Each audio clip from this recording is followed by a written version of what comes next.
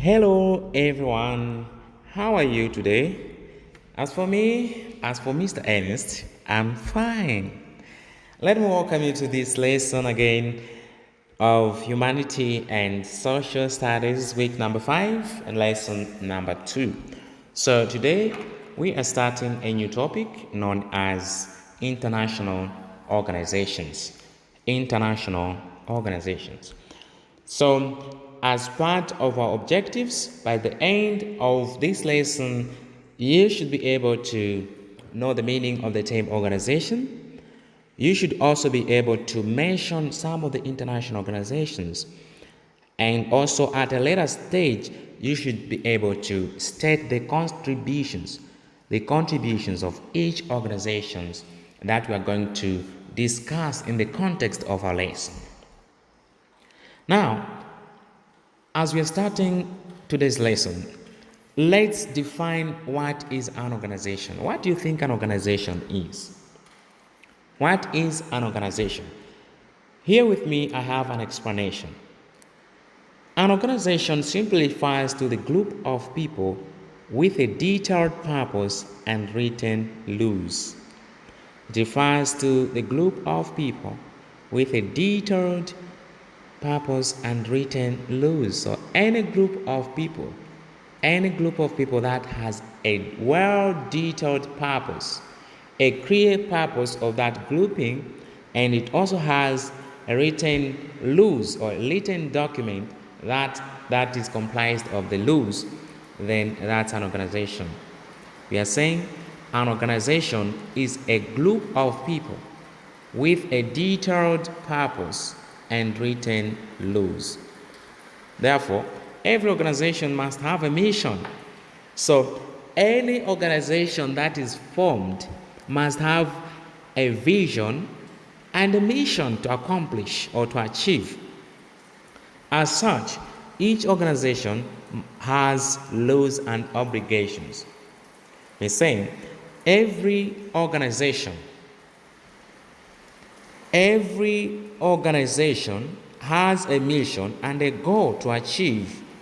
Therefore, each organization has rules and obligations. Where there are 2 or 3 people or more people, there must be rules to guide them. Therefore, these organizations can be created at national level as well as international level. In the country, for example, we have different organizations, whether non-government organizations, whether other government organizations. We also have at national level, at local level.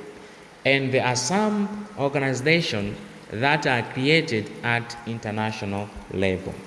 Now, let's look at some of these international organizations. Let's look at international organization. For us or for the world to achieve peace and freedom, we need these organizations to help us to have peace and freedom. World peace and freedom is promoted in the world through the following international organizations. Therefore, the following are the examples of the international organization that exist up to date. We have the United Nations organization. We have the United Nations organizations. We have the African Union. We also have Southern Africa Development Committee, SADC. We also have European Union, EU. We also have Economic Community of West African States, ECOWAS. So there are a lot of international organizations. Even some of them I haven't mentioned in this lesson, but there are a lot of them. But in today's lesson, I just want us to focus on the United Nations, African Union, Southern Africa Development Committee, SADC, European Union, EU, and Economic Community of West African States. So those are just some of the international organizations. Not all of them. I've just picked few. I've just picked few. Now, today let's look at United Nations. We are going to look at the United Nations. United Nations was formed in 1945. It was formed in 1945. That's very long time. That's long time. That's very long time ago. Maybe some of us were not even there. So United Nations was formed in 1945. Why was it formed? It was formed after the Second World War. There was the First World War, then the Second World War. We are going to learn these two wars, the First World War and the Second World War, later on when we reach the secondary section. We're going to look at that at a later stage in the secondary section. So, United Nations was formed after the Second World War. So, some of the countries that were behind the formation of United Nations include the United States of America, Britain, France, and Russia. Okay, we're saying United States of America, Britain, France, and Russia. These countries were behind the formation of this organization known as United Nations. In other words, United Nations was formed by these countries, United States of America, Britain, France, and Russia. So these countries initiated the formation of this organization known as United Nations.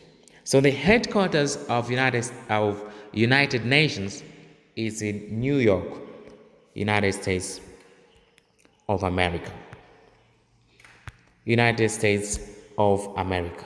Now let's see some of the reasons why United Nations was formed.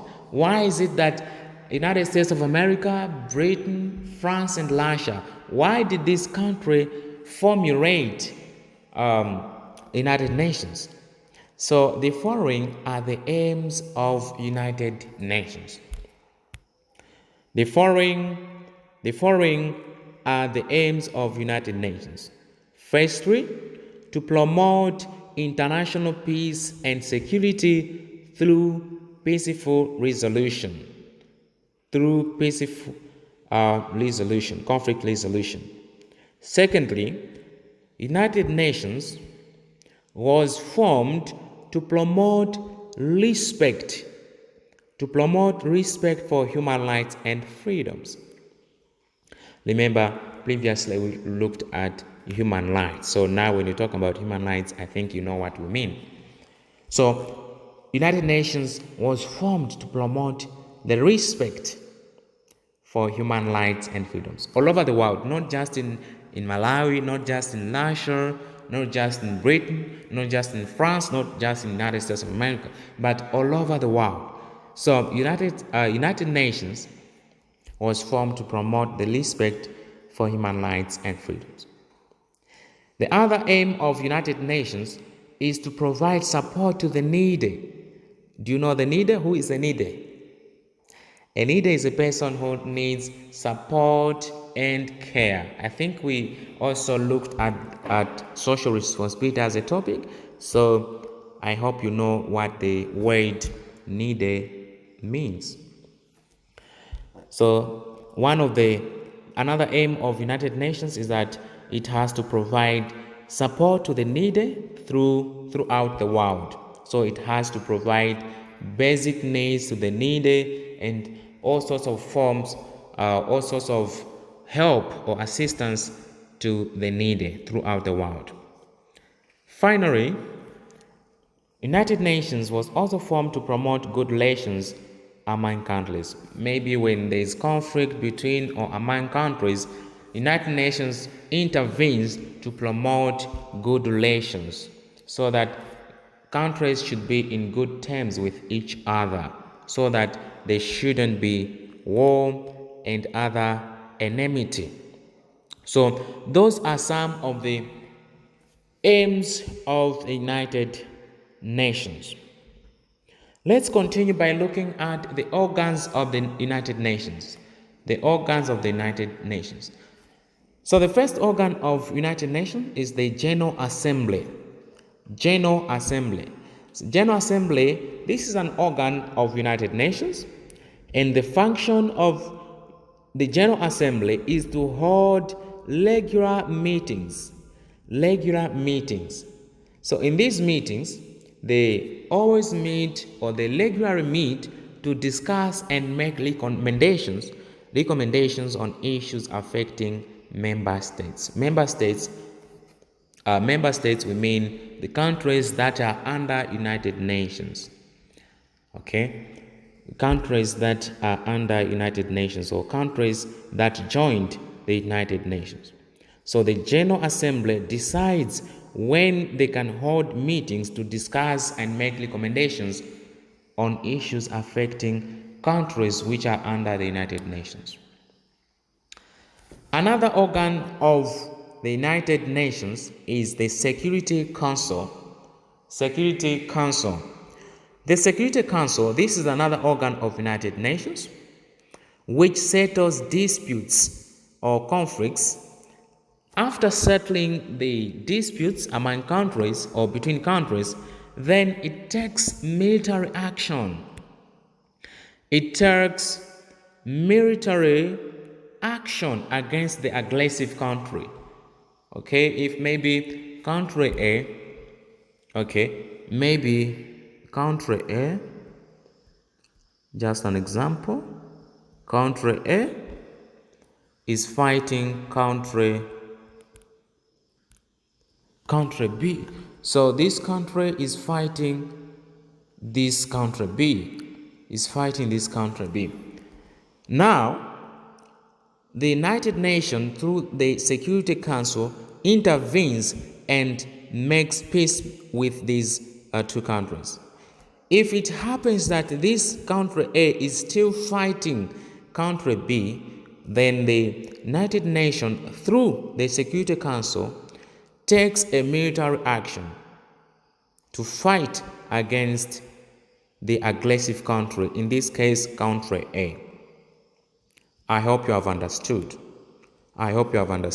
So the Security Council is an organ of United Nations which settles disputes. If the conflict continues, then the Security Council takes a military action against the aggressive country.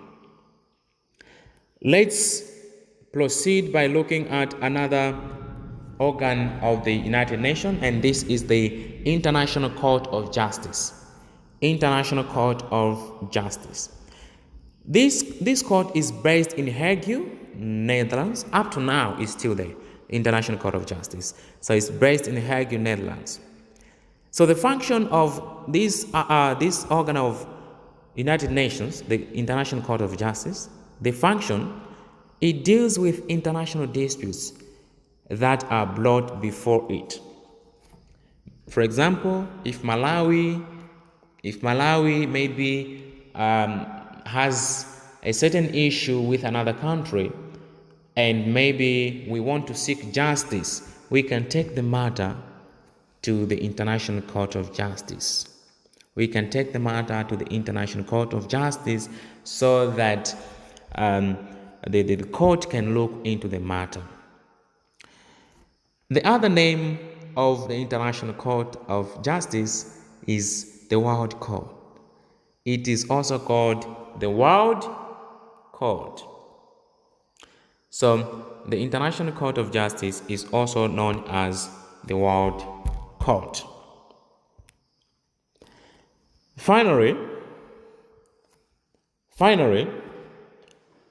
we are going to look at another organ of United Nations, and this is the Secretariat. Can you say Secretariat? Yes, Secretariat. This is Secretariat. It is an organ of the United Nations organization, and it is an administrative body of United Nations. So this organ is headed by the Secretary General, the Secretary General of the United Nations.